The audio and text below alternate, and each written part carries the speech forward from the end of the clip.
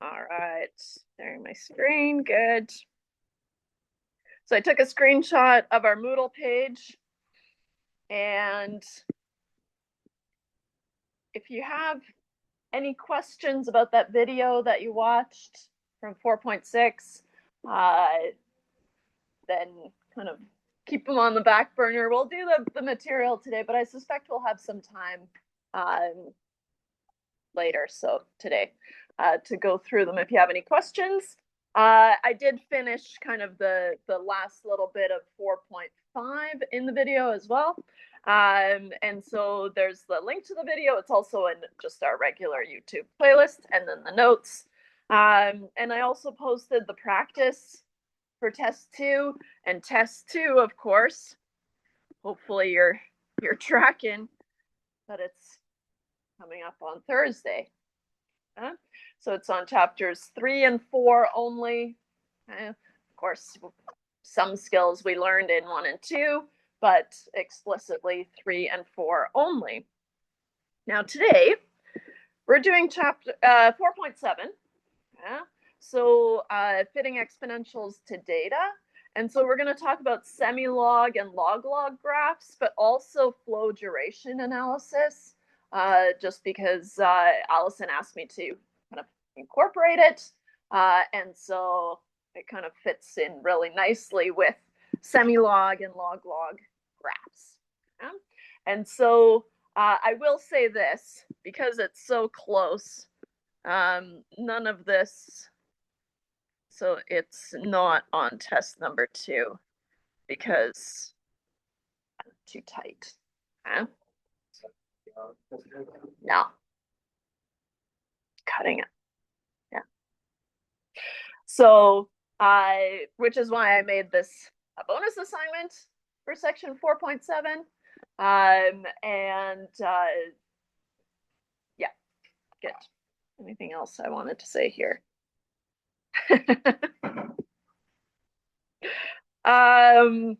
Good. Any questions before I?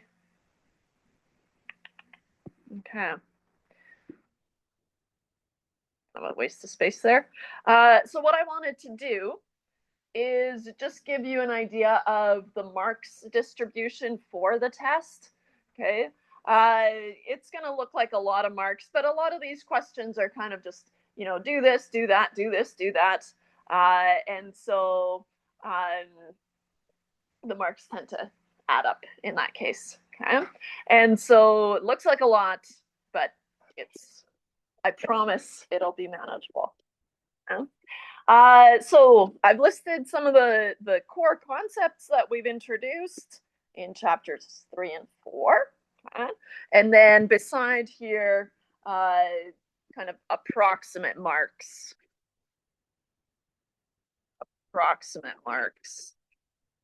for each kind of section. And so we talked about polynomials. We introduced some polynomial terms, right? Degree and the leading term, the long run behavior of polynomials, right? If you have a graph, you can find the least possible degree, right? If you have a polynomial that's factored, right? Then it's relatively simple to find the x and the y intercepts. And in general, you can find the x and the y intercepts. Yeah. This will be in the notes. I forgot to post it, but I'll in the notes that I post after class. Yeah. I snuck it in there. And then we moved into graphing. There's a lot that we can do, especially with the vertices, right? We introduced kind of the vertex form of a polynomial, and what is the vertex, and what are the intercepts again, right? And so there's a lot that we can do here, but if you have a graph, you can find an approximate equation of a quadratic, right? So just x to the power of 2 is your highest degree. And again, we were working with quadratics in standard form. You have to find the vertex and the vertical intercept and the horizontal intercepts, right? Again with the quadratics, right? If you have a quadratic in standard form, you have to be able to write it in transformation or vertex form. Now, I'm not saying that I'm going to test all of these things. These are the things that we introduced, right? And so it's kind of nice to have an overview and the approximate marks that I'm assigning to it. Given a graph, write the equation of the quadratic, and then solve some word problems, of course, our favorite thing, right? For quadratic equations, that's going to be a heavy hitter in terms of marks, right? And so think you've seen a rocket launch question in your assignment, ball thrown in the air, right? Anything that has kind of this curvature, right? And so then you can use the quadratic equation to answer questions like, where does it reach its peak, right? When is it going to land? All those kind of things, right? And then from a word problem, build a quadratic equation to solve the problem. We had a fenced-in area example. We had that window problem, right? I have ticket sales here. It's been a while since I wrote these up, so there must have been a ticket sales example in the assignment, maybe? Can't remember. But we did have a box and some wire. Kind of, you have this length of wire, and how can you create a square or something, a rectangle or whatever.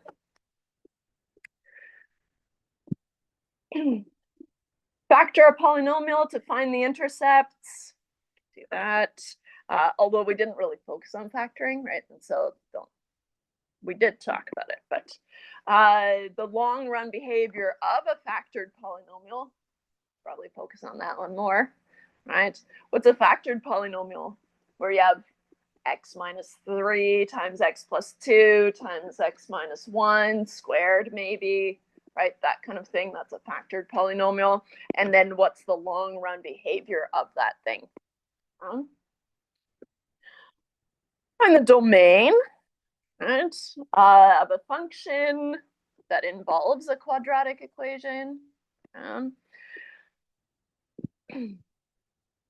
Solve polynomial inequalities, right? Where is it less than some value? Where is it greater than some value? You can use the test points for that. Right? Find an equation of a polynomial with given qualities, right? Maybe things like, oh, it passes through this point on the y-axis and this point on the x-axis, that kind of thing. And given a graph, find an equation for the polynomial. And then we did long division of polynomials to find the quotient and the remainder. I should also add in the factor and remainder theorem here. Oh, yeah, here. 3.4 and factor and remainder theorem. Don't know why that's not on there. No. Okay. If you have a rational function, find the intercepts and the vertical asymptotes. All right, so the vertical asymptotes, right, are where you have values that can't be in your domain, right? If you have a rational function, find the domain, the intercepts, and the vertical. I'm not going to test you on the horizontal asymptotes, right? Because they were kind of weird, right? It depends on the degree of the numerator and the degree of the denominator. And so I'm not going to test you on the horizontal asymptotes, but I will test you on the vertical asymptotes. And then if you have a rational function, remember a rational function is a polynomial over a polynomial. It's been a while, so I'll point that out. In factored form, right, classify discontinuities as a whole or a vertical asymptote. Right? How do you make a hole?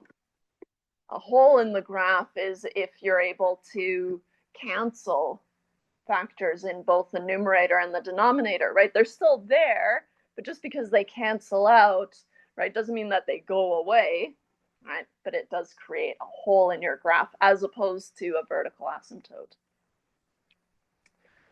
Okay. Man, we did a lot. Chapter 3. Then, chapter 4. You have a table of values, classify the function as linear, exponential, or neither. We did talk about that, but just briefly, I'm not going to test you on it. But construct an exponential function to model a given scenario and use it to solve a problem, right? Maybe things like, hey, this exponential function passes through these 2 points, right? Construct the equation of the exponential function, right? Oh, sorry. This one was hinting at, because here I see given through 2 given points. I jumped ahead. This one would be starting at a value of 200 and passing through 30 and 40, something like that.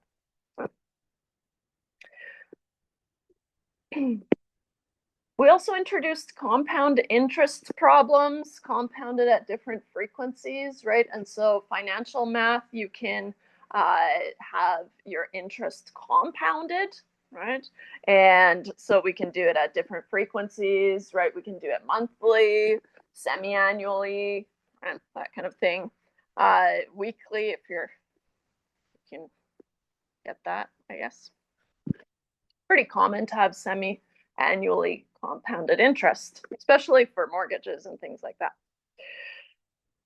And then exponential functions with continuous growth rates. Yeah. Question for like the compound interest and stuff. On the formula sheet that you posted that and like the moment magnitude scale, so those are on there. So I'll give you the equation if you need it. Yeah. Because I didn't want to overrun the formula sheet. It's already pretty overrun. And so yeah, I will give you compound interest given the equation if you need it. Same thing for the Newton's law of cooling if you need it, the MMS scale if you need it, right? And so good, but I'll give you those.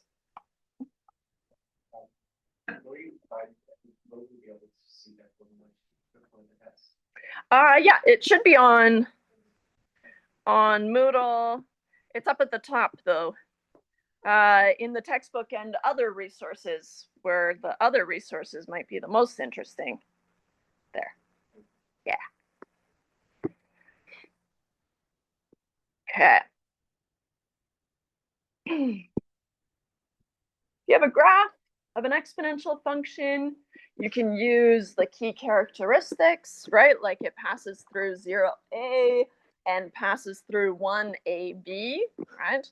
And then you can use transformations to find the exponential equations, right? If you have an exponential function, apply transformations to find the resulting equation. We just did that really briefly, and so I don't want to test you on it. Right, but you can move things up, you can move things down, you can move them to the left, to the right, you can flip them, right? All those things that you can do. Where was I? Oh, the long run behavior of an exponential function, right? Which direction is it going? Is it growth or is it decay? Right? And find a transformed equation if you're given the original function and a graph. Then we moved into logs. Yeah? And so write a logarithmic equation in exponential form, right? Moving back and forth between the two. That's going to be really useful. Write an exponential equation in logarithmic form, right? Move back and forth, swap them. Solve for a value inside a log. Right? What do you need to do that? Well, you need to use the exponent, right? Exponent law. Calculate a log. That's enough. Evaluate expressions involving exponents and logs. That one's very generic. Right? Could be anything. And solve for x when it is in the exponent. How do you pull something down from the exponent? You have to use the log laws. Right? And finally, convert between a times b to the x and the continuous function, right? The continuous exponential function a times e to the k times x, right? Moving between those two. Log laws to manipulate a logarithmic expression, right? We use the log laws to expand or to simplify logarithmic expressions. I think this one is meant for the expansion because here apply log laws to write a logarithmic expression as a single log. So expand and simplify. Here else.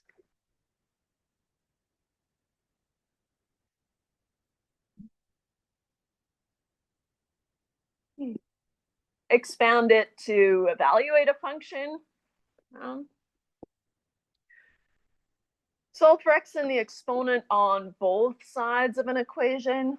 Right, so you've got an exponential function and an exponential function equal to each other. Then use logs to bring the x's down, and you collect like terms, and you can solve for x.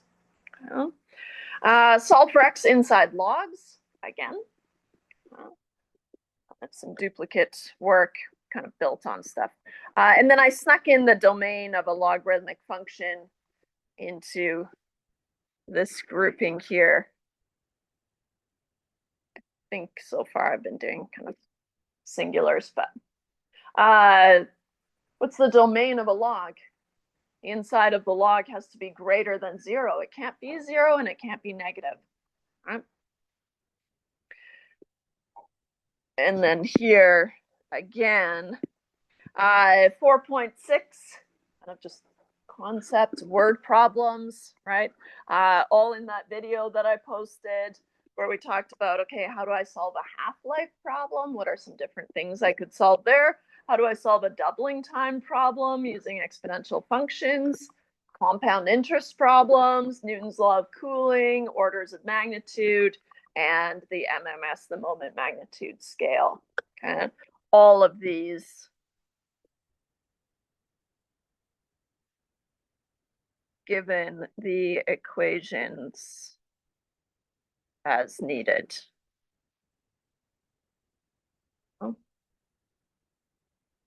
So don't worry. They're hard enough.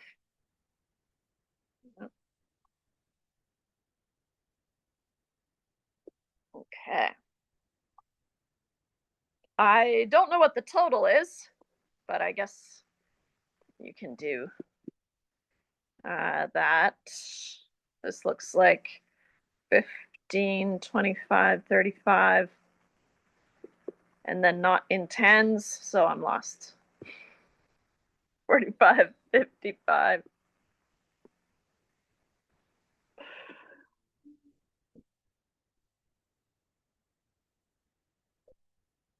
That sounds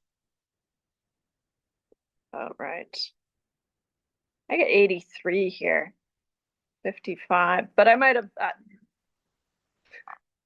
let's say approximate total.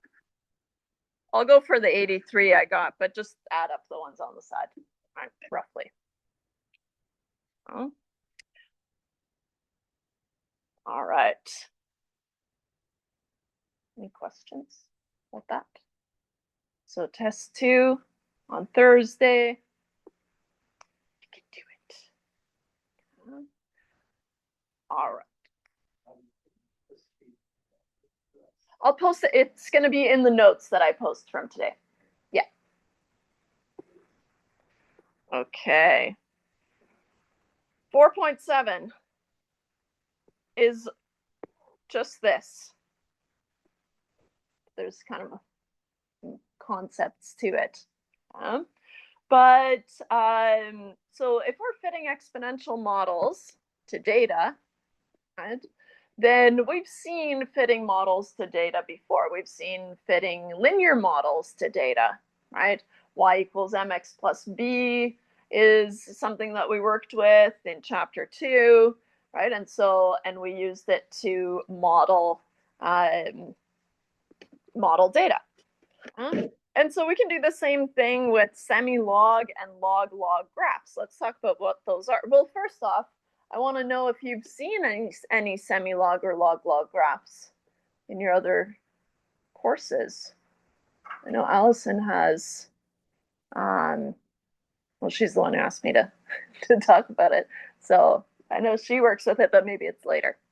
Anyways, a semi-log graph is a graph with one axis that uses a linear scale and one axis using a logarithmic scale. So either the x-axis or the y-axis is going to be logged, but not both, which of course is going to be a log-log graph, which is a graph with both axes using logarithmic scales. So we can have something like a semi-log graph where we have the log of y and then the x on the x-axis, or, oops. Usually we log the y, we log the response variable, but in theory, you could do the log of the x-axis and keep the y's as is.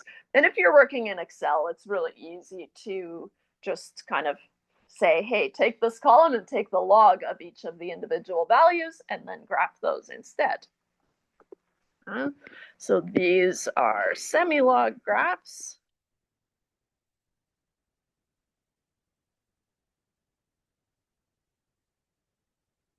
Versus if you have the log of y and the log of x, then of course that's a log-log graph because they're both logged. Why would you want to log stuff? So a benefit of taking the logarithm is going to be if you have some curvature in your relationship. And so we usually, I should say apply. I was going to say use, but we usually apply a logarithmic transformation either on the x-axis or on the y-axis or both if needed. If we have a non-linear relationship, if we have a non-linear relationship, specifically if it looks exponential, specifically if it appears exponential.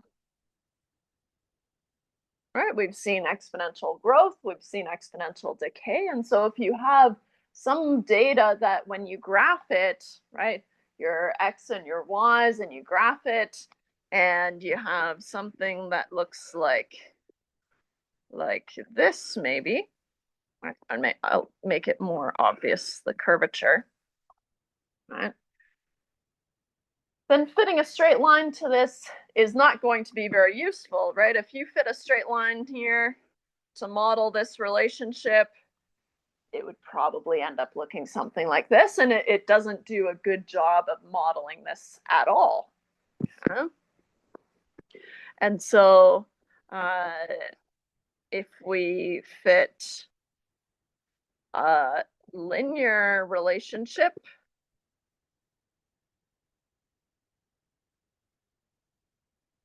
I'll do an orange, y equals mx plus b. It would do a really poor job of modeling what's happening.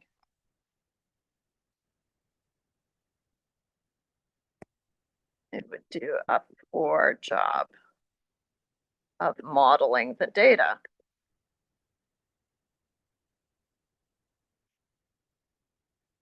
Now I'm trying not to get carried away with this stuff because this is my jam, right? Statistics and data modeling and all that kind of fun stuff. And so trying to keep it a little bit brief, but I want to show you a really cool trick. And so if we have an exponential function, right, this looks like an exponential function. In Excel, yes, it is relatively easy to fit an exponential model, right? You can just tell it, hey, instead of a linear model, I want an exponential model. Okay. But I think it's nice to see where that comes from. Okay. And where it comes from is like this. So if you have a general form of an exponential function, and it could be e to the kx if you want, but let's just use a general form of an exponential function. So here we have an exponential function, a generic exponential function.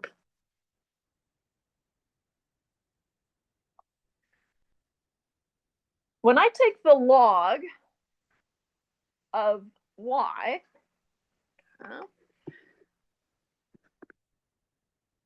take the log of y, really what I'm doing is I'm taking the log of both sides. The log of y is going to be the log of a times b to the x.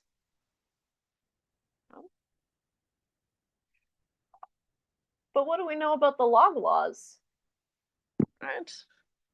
Apply log laws.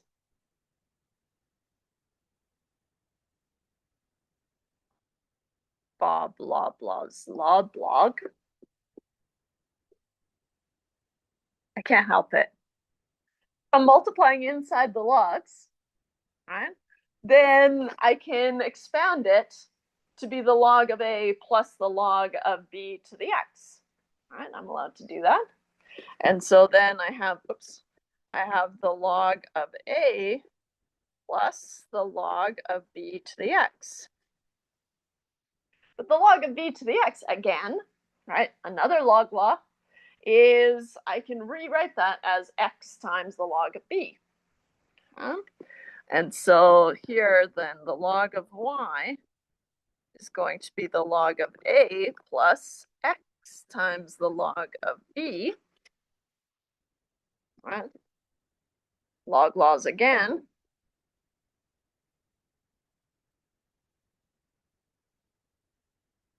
That's the benefit of taking the log, right? That's how we leverage logs, is to be able to bring something down from the exponent down into a playing field where we can actually solve for it, right?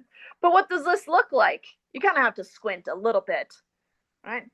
But if I know that the log of a is just a number and the log of b is just a number, right, then I have something in kind of an mx plus b form, right?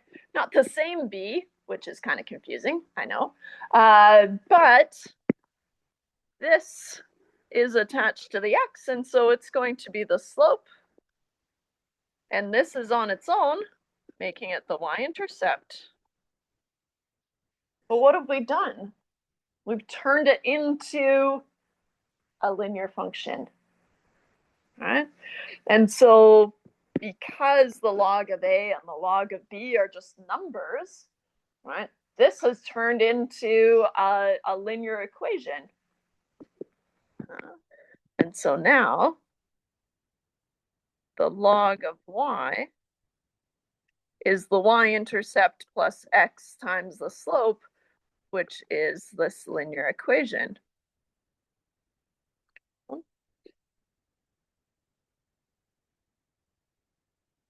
The only trouble is that when you're interpreting your equation, then you have to remember that you're interpreting the log of y, not just y, right? And so you have to incorporate that, but that's kind of beyond the scope here, right?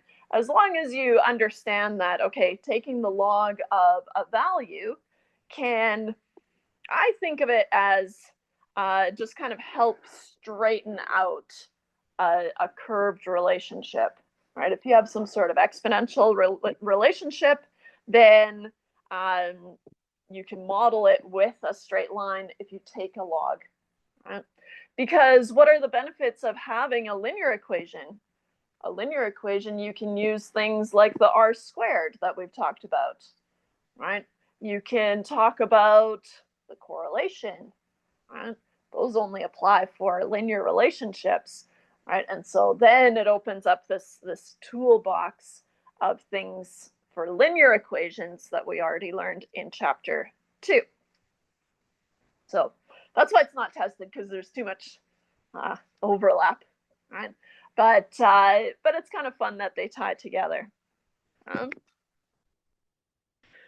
I will make a note here. We need to be careful interpreting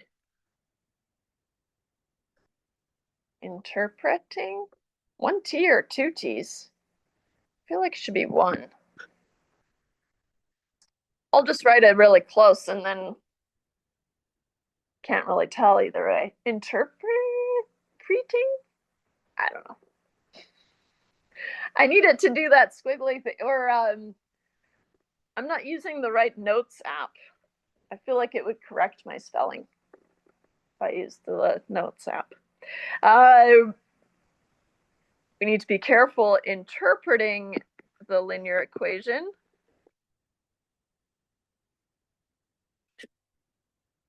as the response is the log of y instead of the raw y's. As the response will be the log of y instead of the raw y's. But that's okay.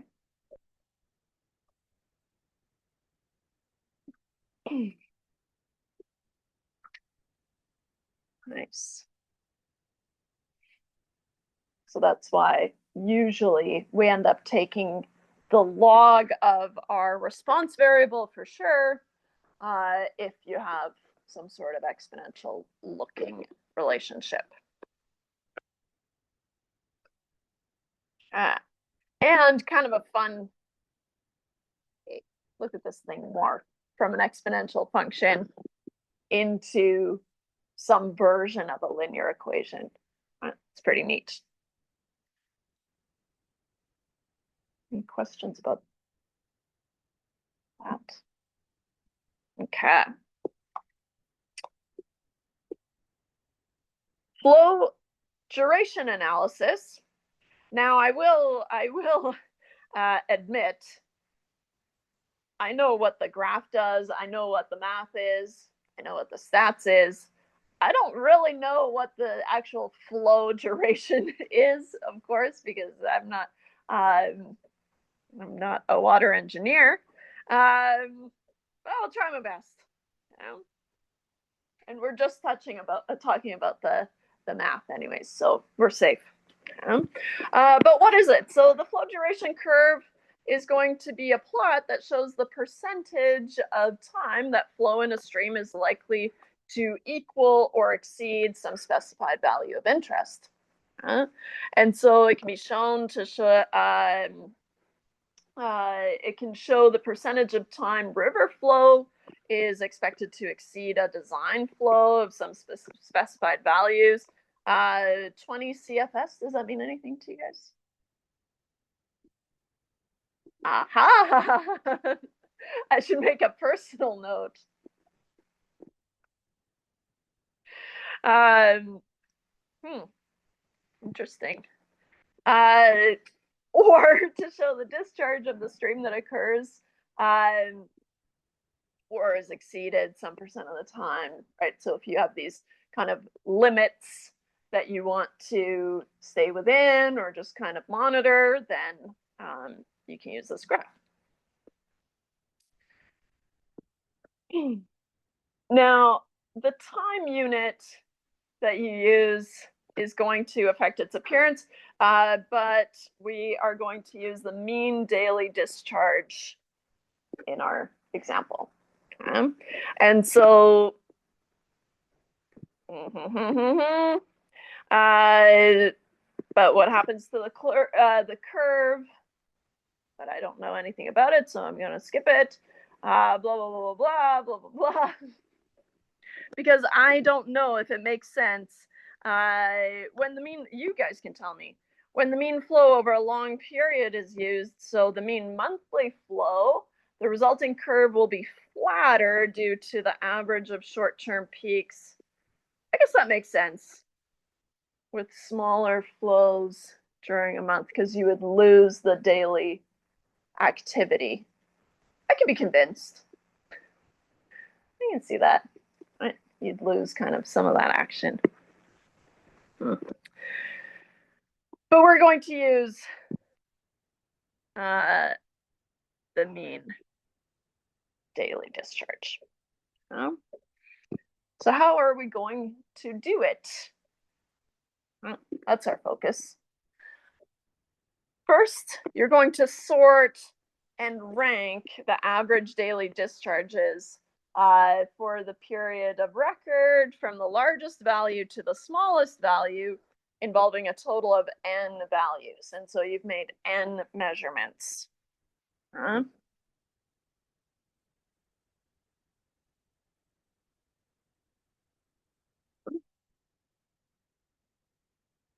So you're going to sort them from largest to smallest. That's easy to do in Excel.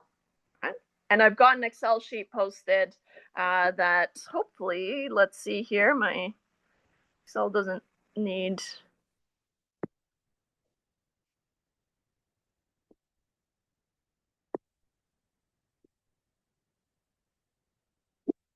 Oh, now I can't remember. I think I have 2 files. That's confusing. For me, I only gave you 1.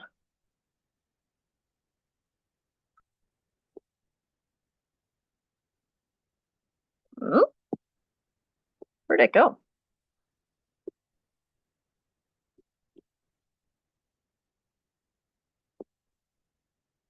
I want to open the same one that you guys have. Yeah, that one's different.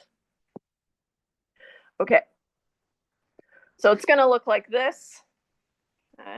And so we've got some locations, right? And we've got the minimum flow. I guess I don't have a pointer in here. In cubic feet per second. Nice. And so we've got this kind of raw data.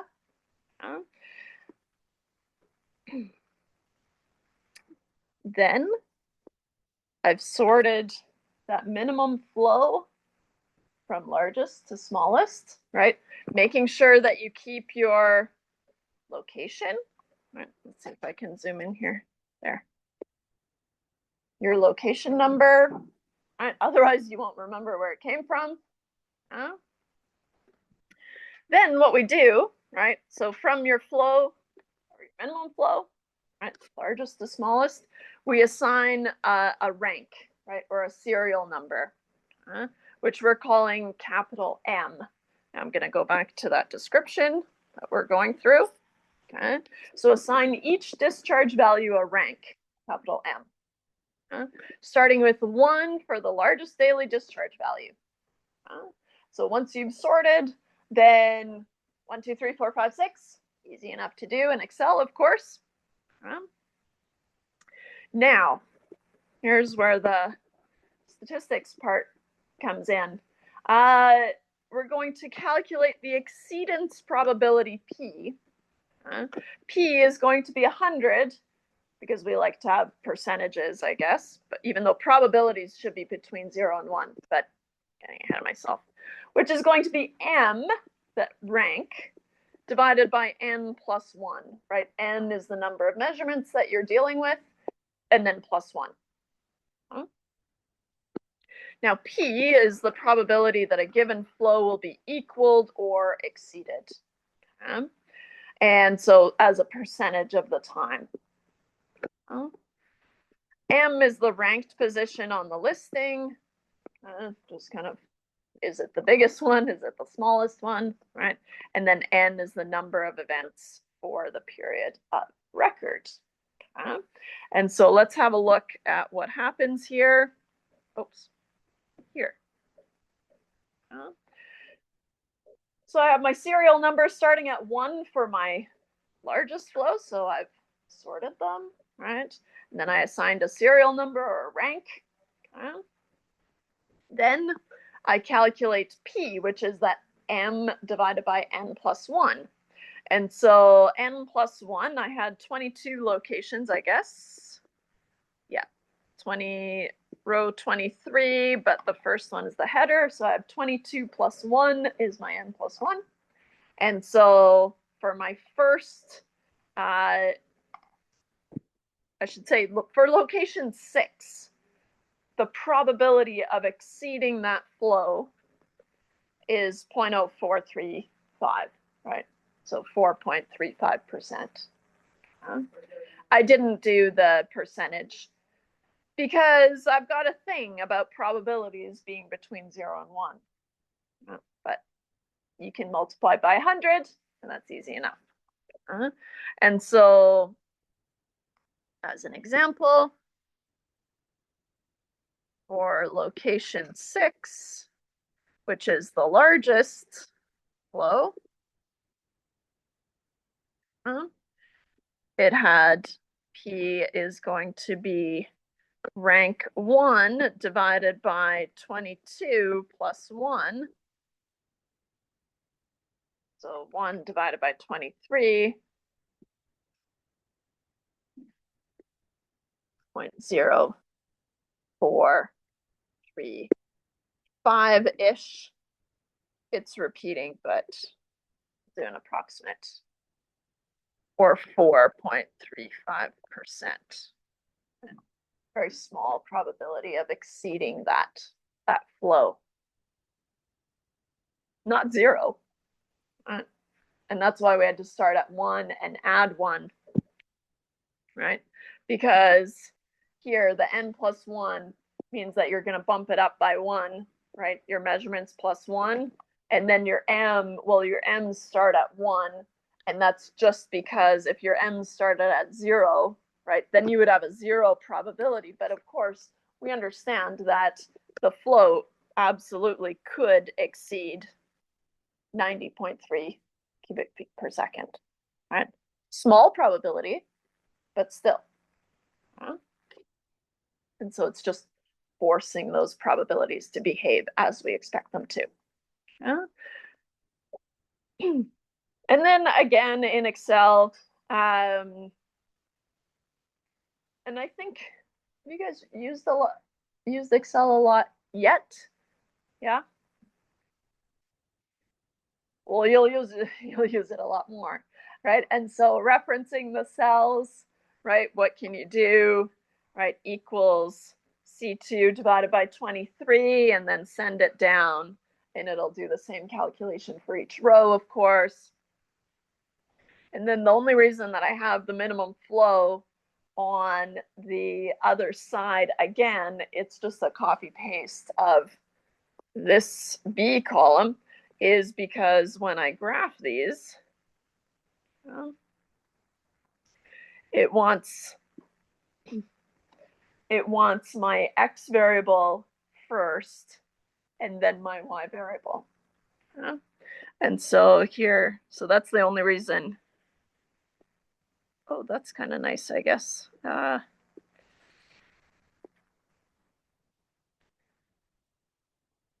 I'm going to take a screenshot of this and bring it in so I can have a pointer.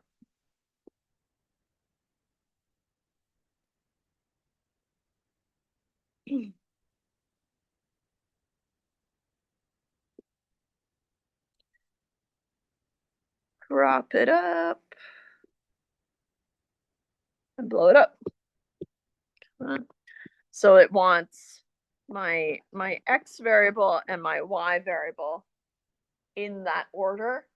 So if I highlight them and I ask it to make a graph, right, then it'll put the m divided by n plus 1 on the x-axis and the minimum flow on the y-axis.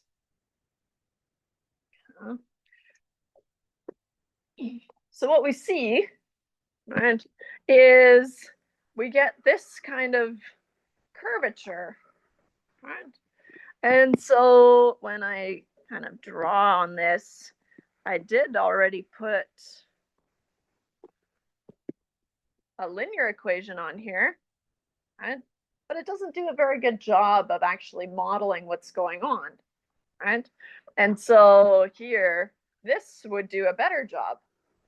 And this kind of curved exponential function. And so what we can do when we see something like that is we can take the log, right? And so in the next, where is it? In the next sheet, I have the log graph where I've logged the probability and I've logged the flow, right? And so how do you take the log? You can just tell it, okay, here's my initial probability in column A, right? And so A2 is my first probability that I worked with, that we introduced, and then I want to take the log of A2 and repeat that for each row. Same thing with the log of the flow. I just went for a full log graph. But now what happens is now I have, oops, I'm going to bring this in here.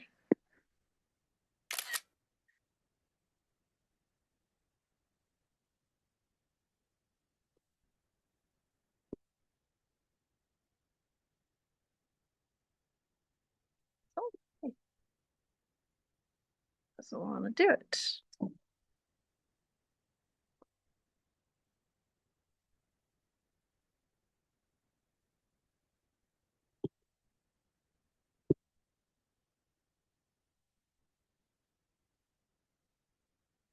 Now I have the log of the probability on the x-axis, and I have the log of the flow on the y-axis.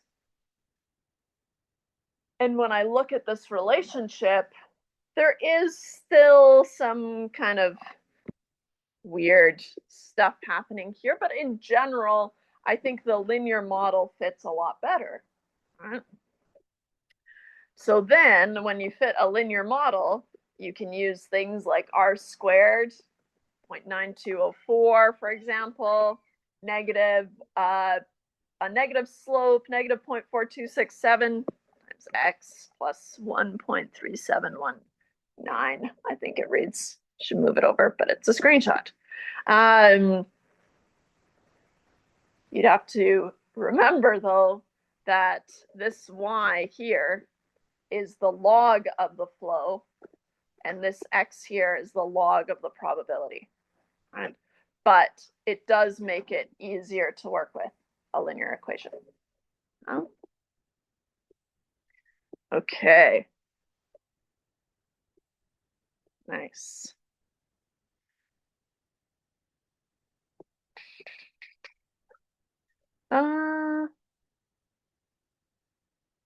This stuff is for you, not for me, because I don't know what Sigma plot is. Some graphing software program that I've never heard of. But if you have a flow duration curve is a plot of the discharge versus the percent of time that a particular discharge was equaled or exceeded.